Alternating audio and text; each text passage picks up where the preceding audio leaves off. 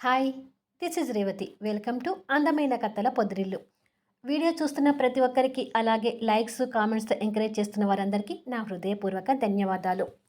ప్రేమ మనసులు episode number 61. శ్రీరామ్తో Ashok మాట్లాడి వెళ్ళిన తర్వాత శ్రీరామ్ ఫోన్కి లాస్య నుంచి కాల్ వస్తుంది కదా, ఆ తర్వాత నుంచి స్టోరీ కంటిన్యూషన్.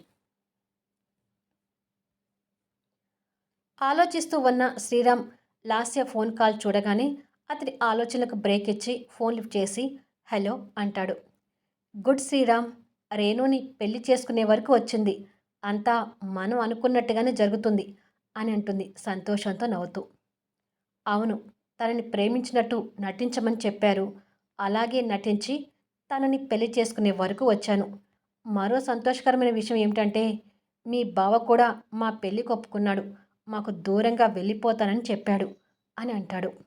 లాస్య అది విని ఇంకా సంతోషపడుతూ, వావ్, ఇది ఇంత మంచి గుడ్ న్యూస్ ఇప్పటి వరకు చెప్పకుండా ఊరుకున్నావేంటి? ఇంకేంటి, మీ పెళ్ళికి మా బావ అడ్డు కూడా పోయింది. త్వరగా మీ పెళ్ళి అయిపోతే నేను హ్యాపీ, నువ్వు హ్యాపీ అంటుంది. శ్రీరామ్ నవ్వుతూ, అవును, 2 సంవత్సరాల నుంచి మనం వేసిన పన్నాగాలకి తెరపడబోతుంది. రేణు నా సొంతం కాబోతుంది. సరే, ఒకసారి నా కాబోయే పెళ్ళంతో మాట్లాడాలి. ఉంటాను అని అంటాడు. లాస్య ఆనందపడుతూ ఓకే, బాగా మాట్లాడుకో అని ఫోన్ పెట్టేసి రేణు మీద కసిగా మాట్లాడుకుంటూ, రేణు, మొదటిసారి నన్ను చెంపదెబ్బ కొట్టినప్పుడే నీ జీవితం మీద దెబ్బ కొడతానన్నాను. అలాగే కొట్టబోతున్నాను. రేపు ఆ శ్రీరామ్ని పెళ్లి చేసుకొని ఆ మురికివాడ బస్తీలో కాపురం పెట్టి శ్రీరామ్ నీకు పెట్టే టార్చర్ని చూడాలని చాలా ఆశగా ఉంది. ఇక ఆ రోజు తొందరలోనే వస్తుంది. నువ్వు ఆ బస్తీలో ఉండే శ్రీరామ్కి పెళ్ళానివైతే నేను నా బిగ్ షాట్ బావకి పెళ్ళానవుతాను అని ఆనందపడి, ఎందుకైనా మంచిది, శ్రీరామ్కి రేణుకి పెళ్ళయ్యే వరకు కాస్త బావని కనిపెట్టుకొని ఉండాలి. లేకపోతే ఏ కాస్త అనుమానం వచ్చినా బావ వాళ్ళ పెళ్ళిని ఆపుతాడు అని అనుకుంటుంది.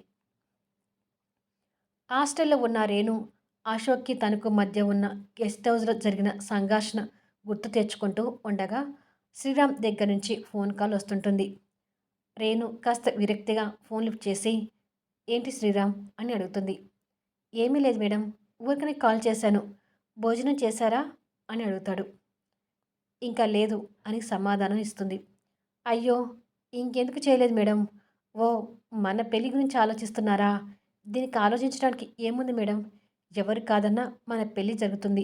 దాని గురించి వర్రీ కాకండి అని ఇంకేదో మాట్లాడబోతుంటే రేణు మనసుకి ఆ మాటలు నచ్చక, నేను ఆఫీస్ వెళ్తే బిజీగా ఉన్నాను శ్రీరామ్, తర్వాత కాల్ చేస్తాను అని ఫోన్ పెట్టేస్తుంది.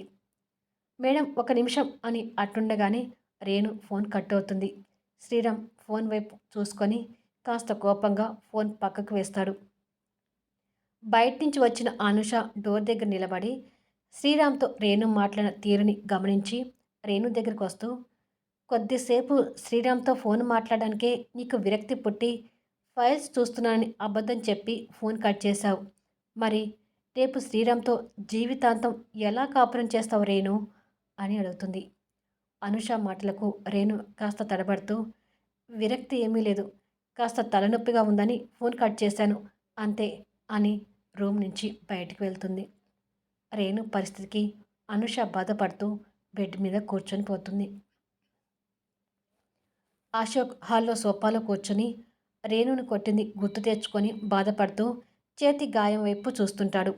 అప్పుడే పూర్ణ అక్కడికి వచ్చి కొడుకు చేతి గాయం వైపు చూసి అల్లాడిపోతూ, ఏంటి నాన్న ఇంతలా గాయం చేసుకున్నావు అంటూ కొడుకు పక్కన కూర్చొని కొడుకు చేతిని తన చేతిలోకి తీసుకొని గాయాన్ని చూస్తుంటుంది.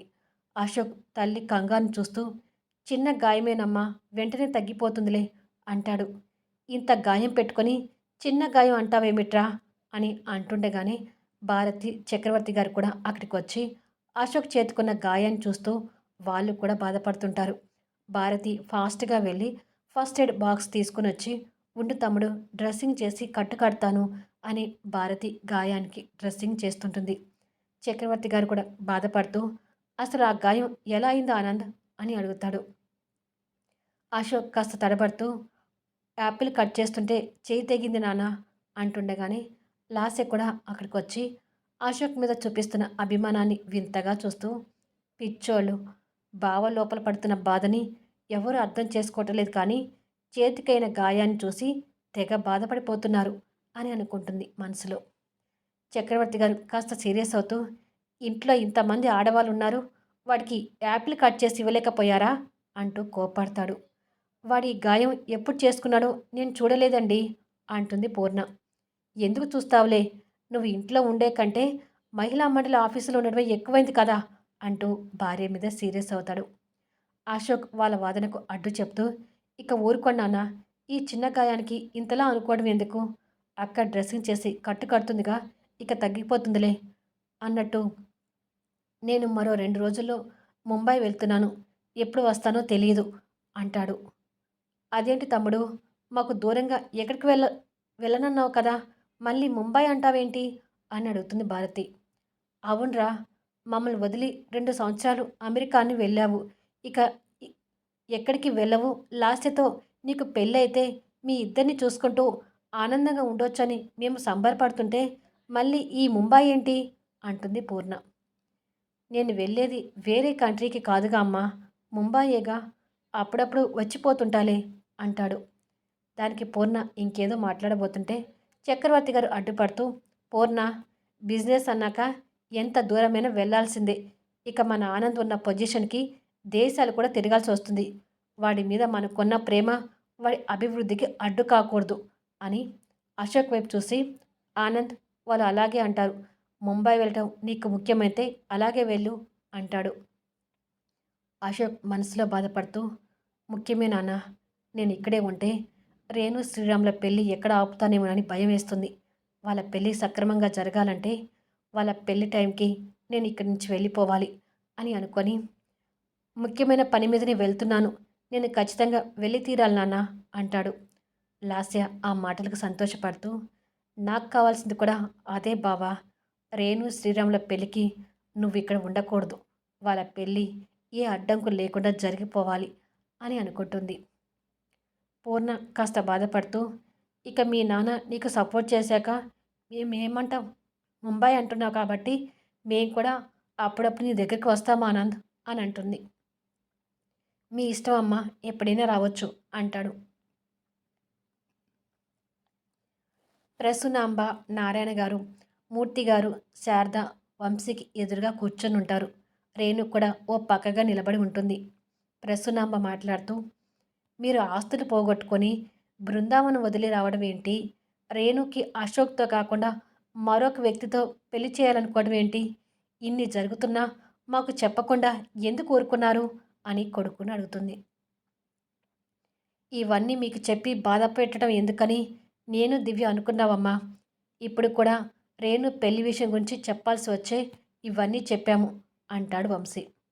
నాకెందుకో మన రేణుకి అశోక్ కాకుండా మరొకరితో పెళ్ళి అంటే మనసు ఒప్పడం లేదు, ఒకసారి నేను మీ నాన్న అశోక్ వాళ్ళ ఇంటికి వెళ్ళి ఈ విషయం గురించి మాట్లాడి వస్తాం వంశీ అంటుంది ప్రసూనాంబ. దివ్య అందరికీ కాఫీలు అందిస్తూ, వద్దులే అత్తయ్య గారు, అశోక్ ఇప్పుడు పూర్తిగా మారిపోయాడు, ఇప్పుడు అశోక్ నా స్నేహితుడు అశోక్ కాదు, చక్రవర్తి గారి కొడుకు ఆనంద్ మాత్రమే, మీరు వాళ్ళ ఇంటికి వెళ్ళి మాట్లాడినా అవమానాలు తప్ప వేరే ప్రయోజనం ఉండదు, రేణు జాతకం ఎలా ఉంటే అలా జరుగుతుంది, మీరు మా పిన్ని మా నాన్న పంతులు గారి దగ్గరికి వెళ్ళి రేణు జాతకం చూపించి దాని జాతకం ప్రకారం పెళ్లి ముహూర్తం పెట్టించుకొని రండి అని అంటుంది. ప్రసన్నాంబ కాఫీ కప్ పక్కకు పెట్టి రేణు దగ్గరికి వెళ్ళి, ఇలాంటి విషయాల్లో తొందర పనికిరాదు రేణు, నీ మనసులో ఏముందో చెప్తేనే మేము పంతులు గారి దగ్గరికి వెళ్ళాలా వద్దా అని నిర్ణయించుకుంటాము అంటుంది. రేణు తలదించుకొని, అక్క మాటలే నా మాటలు అత్తయ్య, ముహూర్తం ఎంత తొందరగా వీలైతే అంత తొందరగా పెట్టించండి అని చెప్పి రూమ్లోకి వెళ్తుంది.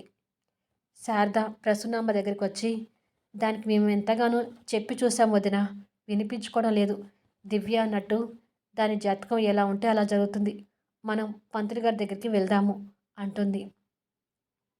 ప్రసన్నాంబ అయిష్టంగానే, మీ ఇష్టం శారద, వెళ్దాం పదండి అని అంటుంది.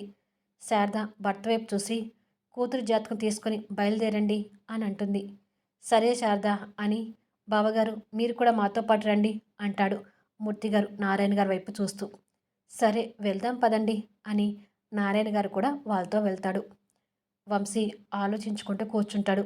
దివ్య అది చూసి ఏం ఆలోచిస్తున్నారు వంశీ గారు?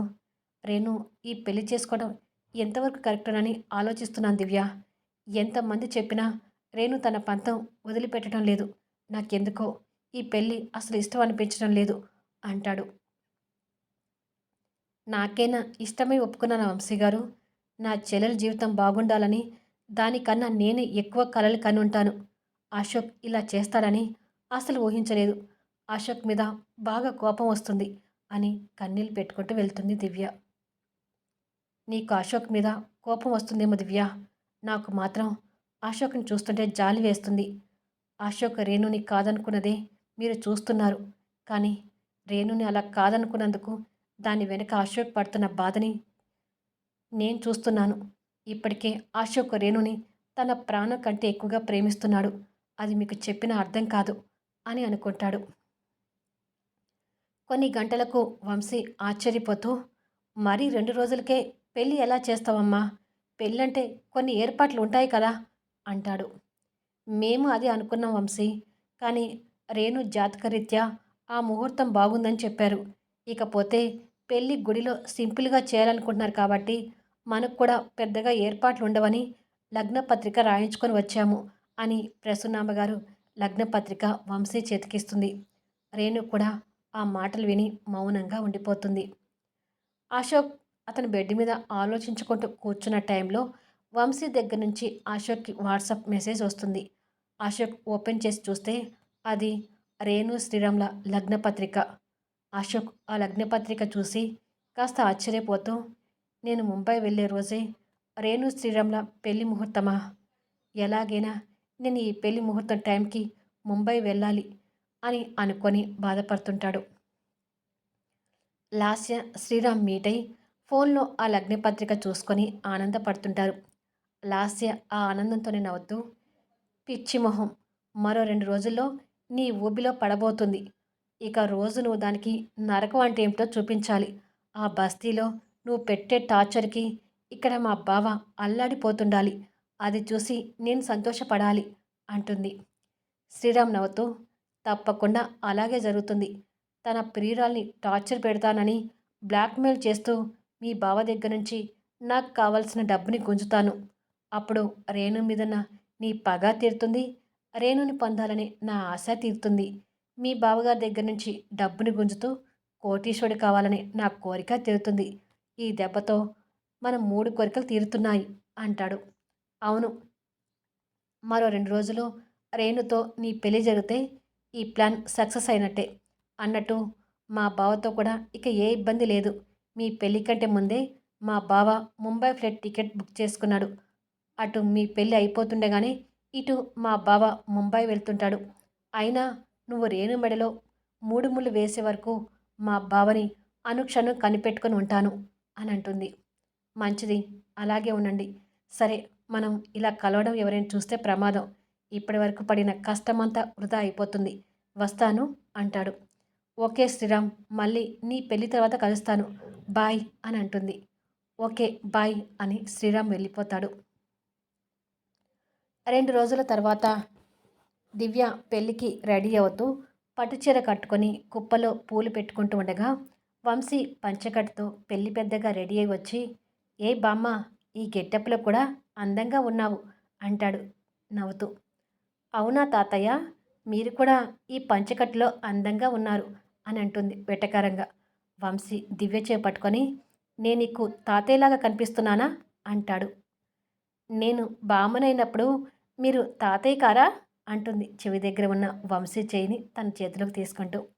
వంశీ అంతలోనే బాధపడుతూ, ఏంటో దివ్య, అశోక్ రేణుల పెళ్లి గురించి ఎన్నో కలలు కన్నాము.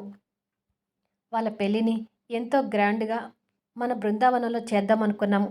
ఇప్పుడు రేణు పక్కన అశోక్ లేడు. మన బృందావనంలో మనం లేము. ఊహకు అందని ఏవేవో జరిగిపోయాయి. ఇప్పుడు కూడా రేణు జీవితం శ్రీరామ్తో అంటే నమ్మలేకపోతున్నాను అంటాడు బాధపడుతూ. తప్పదు వంశీ గారు, నమ్మి తీరాల్సిందే. దాని జాతకం శ్రీరామ్తో ముడిపడి ఉంది. అంతే అనుకోవాలి అంటుంది దివ్య కూడా బాధపడుతూ. సరే దివ్య, చూస్తుండగానే ముహూర్తానికి టైం దగ్గర పడుతుంది. మనం గుడి దగ్గరికి వెళ్ళి ఏర్పాట్లు చూసుకోవాలి. రేణు రెడీ అవుతుందా అని అడుగుతాడు. రేణుని అనూష రెడీ చేస్తుంది వంశీ గారు. నేను వెళ్ళి పింకీని రెడీ చేస్తాను. మీరు మిగతా పనులు ఉంటే కానివ్వండి అని దివ్య వెళ్తుంది. రేణు నిండు పెళ్లి కూతురిగా అద్దం ముందు కూర్చొని ఉంటే అనుష తన చేతికి గాజులు తొడుగుతుంటుంది. రేణుకి అశోక్ జ్ఞాపకాలు గుర్తొస్తున్నట్టు సాక్షిగా చెక్కిల మీద నుంచి కన్నీళ్లు కారుతుంటాయి. రేణు పెళ్ళి శ్రీరామ్తో జరుగుతుందా లేదా, తర్వాత ఏం జరగబోతుంది అనేది ఆసక్తికరమైన కథనాలతో ముందుకు సాగపోయే వీడియోస్ని మిస్ కాకుండా చూస్తూ ఉండండి. ఈ వీడియోపై మీ అభిప్రాయాలు తెలుపుతూ కామెంట్స్ ఇవ్వండి. అలాగే లైక్స్ ఇచ్చి ఎంకరేజ్ చేయండి.